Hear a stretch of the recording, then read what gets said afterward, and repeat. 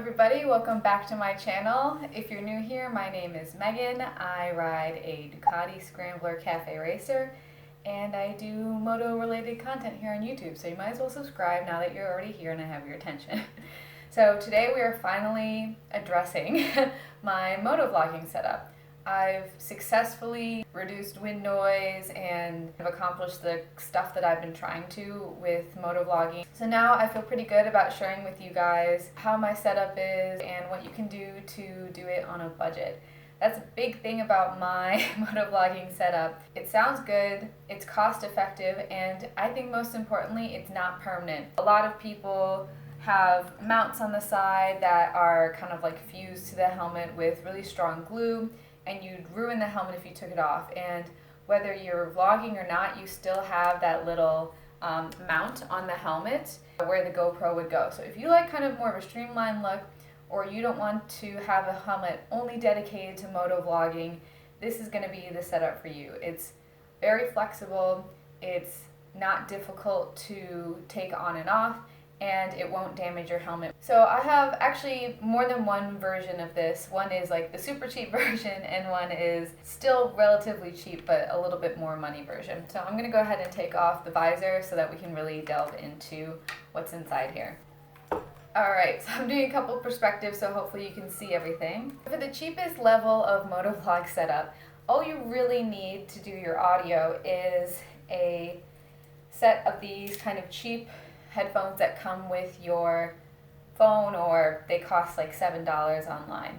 And they almost all have a microphone here, and that's what you really want to use. You won't really be needing the earbud portion. I leave mine on just to be less destructive, and I tuck it into the helmet, which I can show you.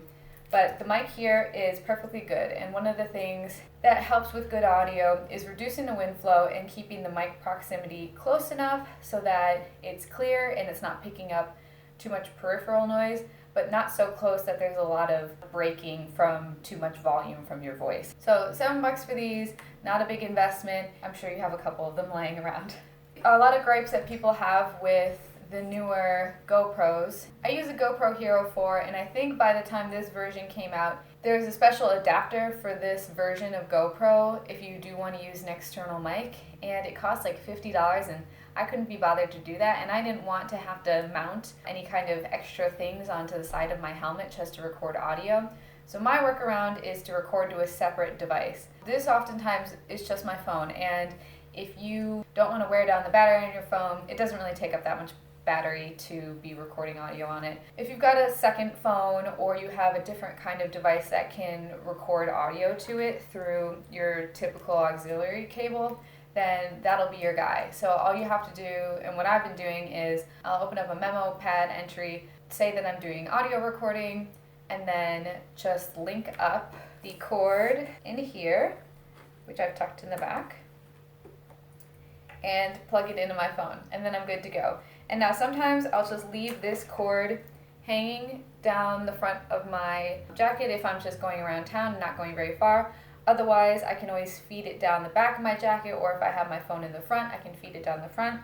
If you had black headphones, this would look really slick and you wouldn't see any of the cords running through, but I just had these laying around. I didn't want to buy any extra ones, so white it is. And I think that's helpful probably for you guys to see. So let's delve into like what's actually going on in here. What I've done is I've mounted the microphone portion onto the side of the helmet, the cheek pad that's closest to the mouth. I taped it down so that it would stay secure, but honestly, even just tucking it and tucking it all around the side and down underneath the bottom does a pretty solid job of keeping everything in place. Taping as well helps, and then the next thing I did to reduce the wind noise, because that's what a lot of the sound issue comes from, like a lot of wind, even with your visor down and things as clamped as you can be. And I even added a chin curtain, but even with all that, sometimes there's still a lot of wind flow. The chin curtain doesn't really do that much. I've taken just a small bit of cloth. This was a cloth headband. I just used the black version of a headband like this that you can just get at any Walgreens, but honestly this is above and beyond the amount of material you'll use. It's just what I had laying around. You could cut up an old sock, you could really do anything. Anything you can do that'll simulate the effects of one of these small little muffs that they have on most microphones, or those like fluffy dead cat ones. Just putting that small bit of fabric really helped reduce wind noise, and it makes the sound really great, and even reduces some of my own just screaming into the microphone. You can see down in there that I've made sure to position the receiver towards my mouth and not like back into the helmet, make sure it's facing the right way. And that really creates a great audio sound, and it doesn't take too much tinkering. You just want to make sure everything's nice and tight so there's not any flapping or slapping around. So that's pretty simple. The microphone setup, I just weave the rest of the excess cord into the helmet, kind of tucking it places wherever I can. It's not the most glamorous solution, but it does the job. And eventually I just make sure I have enough slack so that I can get the end of the cord into my phone, which then just ends up in my pocket or somewhere secure with like a secured zipper. So the only thing about recording to a separate audio device is that you do have to sync it up in post-production, and it's worthwhile to do that for the sake of good audio. So all I tend to do is, a lot of my gloves have armor built into them, so I'll smash my hands together because I can't really clap as well with my gloves on, and that will be the indicator, and I can always hear it distinctly on the audio, and I can always see it and hear it on my GoPro as well. One last thing is that you'll have to weave in the rest of the headphone portion unless you just cut them off. I haven't cut them off, but I imagine you could just cut it off and seal it with electrical tape. But I didn't, because I don't know, sometimes I figure maybe I do want to use the headphones for navigation. So I actually just weave them through and tuck them in here. So the one headphone is over on the right side, so when I do lift up my visor you can see it, but it's not a really big deal for me. And then the other headphone ends up tucked in. I'll go ahead and take this out just so you can see, tucked in under here. It just positions pretty well down there, and it stays secure, and there are really no issues in terms of it coming loose or being uncomfortable, and I don't really think it affects the safety of the helmet. So that's audio setup number one, and that's pretty much just how I keep this Bell Qualifier. I'll leave it on even if I end up not motovlogging. I'll just take off this portion where the GoPro gets mounted, and I just tuck all the cords in, and then I don't plug it into a device. It's still perfectly fine riding with this helmet when not in use. Now, I do have a slightly nicer setup if you want to spring for a lapel mic, and that's where this little pad comes from. This I'm doing just for an example. I don't recommend using this helmet to motovlog for a lot of reasons, but the most obvious being the insane amount of wind flow that's coming through. This is certainly a summer helmet, and I have motovlogged with it before, but I did that without a microphone, and I just kind of did it at stoplights and where it was quiet enough for the GoPro itself to pick up on my audio. And it's not as great of an experience listening to, so I don't recommend that. And even with the goggles on and everything, there's a lot of airflow through the top, and then there's not really any ability or worthwhile reason to put a chin curtain down here. This is certainly a helmet meant for around city and not for going crazy speeds or for creating like a quiet place for it. And I should have mentioned that on the other helmet, I keep the visor down and it keeps everything pretty quiet. So this one, so all I had to do was take one of these lapel mics. This one is a really great one that I got on Amazon. If you have any other kind of features on your helmet, you could clip it to it. But I didn't really have a good place to clip this one. So all I did was sneak in the clip securely into the cheek pad, and it all stays there. And I didn't feel the need to tape it down or do anything else because it keeps it in pretty securely, and you can just tuck the remainder of it around the corner of the cheek pad however far you need to go. And then I let the slack go out the back, and I actually have tucked this down the back of my jacket, and it's like a totally secure out of the way solution. Nothing will be pulling if you just feed this down the back of your jacket and then into an audio device that you can just then put in your pocket or put anywhere else that you've got space for it. This is a lot sleeker because it's black and you don't see it as much. It'll depend on your helmet, of course, and what you can do there. It completely stays in place, and it already comes with the little squishy pads that will help with wind flow. Now, it's also worthwhile purchasing this one. I bought it on Amazon, and it's great because it comes with a cord extender, so if you need even more length, this is a pretty long cord in the first place, but if you need any more length, you can add to it. And if you actually want to shorten things, they have a really nice short little one in here to make everything shorter. So It's a great little pack. It's not a huge investment. And then you can just, again, record to your external device like a phone. Now let's talk the other half of motovlogging, which is of course the video portion of it. I'm currently using my GoPro, and so I can't demonstrate it with it on there, but you can just go ahead and imagine there's an action camera here. And any other action cameras that you can use the same mounts with, you can easily use GoPro ones. This one, I believe, is version agnostic. You can do it with any of the levels of GoPro. And I love this mount, which I got on Amazon, and I'll link up below. The fact that it is non-permanent. It stays really secure. With the wind flow and everything, and with the built-in stabilization of a lot of GoPros, I haven't noticed any slippage or weird shots from my helmet camera. Very satisfied with this. I saw a friend with it on, and I was just like, I gotta know, because I don't want to glue anything onto this helmet.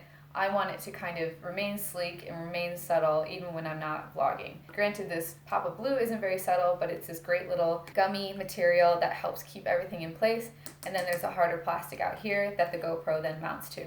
And you can mount it upwards or you can flip it the other way. This one's quite simple to put on. It has two straps on the top that have clips inside, and then you feed them underneath the helmet here. You can just easily move the chin curtain out of the way to slide the strap through, and then you secure it by clamping down on the clip. And like with all my other solutions, I end up weaving in the excess material into the cheek pad. And because this one, I've got the mic on the one side, I just put them in the other side's cheek pad, and I don't have any issues with any slippage or things falling out, or none of this bothers like my mouth. Far enough away, that's not a big deal. And if you did have your face closer, maybe the shape of your face is a little like longer forward, and you wanted to make sure that everything were clear, you could always tape down the excess or tuck it a different place so that it stays out of the way. But I haven't had any issues with discomfort or any extra noise from that. So it's pretty straightforward. Because when you're riding, you tend to tilt your head down a little bit. You want to make sure that the camera is tilted a little bit up so it's not completely. All the different positioning and things will be contingent on the helmet that you have. This is the Bell Qualifier. The helmet is, I think, just under $100, or it's $109 most places. So it's a great introductory helmet. It's got all sorts of great handy vents and things like that, and it's a pretty safe helmet. So using this won't break the bank if you want to buy an additional Bell Qualifier to be your motovlogging helmet, or if you're looking for a first helmet and you want something that's motovlogging friendly. Because the thing about this mount, it only works on helmets that have this kind of Darth Vader face portion.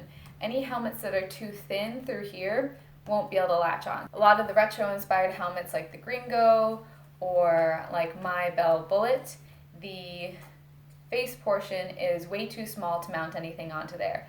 So let's go ahead and put the visor on so you can kind of see the whole thing together. One pitfall of the setup is, of course, that you won't be able to get a perfect seal when you close that visor. There will always be just a little bit of material here with the straps, and then maybe even just a little bit of the blue rubber piece interfering with the helmet. I haven't noticed any high-pitched whistling or any disruption in the motovlogging sound or look of it, so all I've noticed is that I can see a little bit of light down here, and it's not a perfect seal. So I'm imagining if you did go really fast, it would be a lot easier for the visor to flip up. That's happened to me on the freeway before. I think most of the time when you're going really, really fast, you tend not to be worrying too much about your motovlogging. So other than that small piece and the fact that you have a little bit less leeway with the exact positioning of the action camera, because there's like a tilt threshold you can kind of max out at, and I think with the swing arm mounts that you can kind of tweak that a little bit more, but I think no matter what, there's going to be a certain amount of limitations with the exact positioning of your GoPro. So I think so long as you test a couple things out, set up the mount this way, flip it the other way, see how that works with your helmet, and do a couple test shots, you should be perfectly fine. Now, sometime later we can talk a little bit more about getting the good visual quality that you want from your action camera. I'm still working through some of the kinks on color grading and how I like the frame rate to be and perfecting that, and NDR filters versus other things. But for now, this is a good, cheap, basic action camera setup. It's non-permanent, it's not going to break the bank, and you can do it with really any camera. I've mentioned GoPro a lot, but because you're recording to an external mic and you're just syncing up the audio in post-production, you can really use any action camera that will fit whatever mounts you find. So if you find any other aftermarket mounts that are similar to this, they should do the same job. So I'll link up all the materials down below where you can find them online and purchase them for yourself if you're interested. I highly recommend this mount. It's not expensive and it's definitely worth giving a try.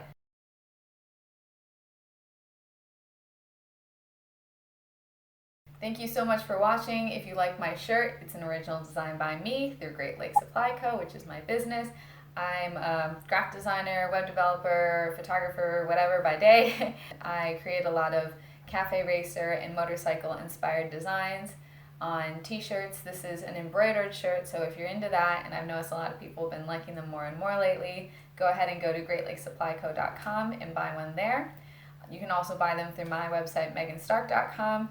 And while you're at it, you might as well follow both those accounts on Instagram to keep up with what I'm doing. I do motorcycle self-portraits, and now that's warming up, I'm going to be able to get creative with that all over again and have a lot of fun there. Subscribe for more motovlogs and motorcycle-related content, and ride safe.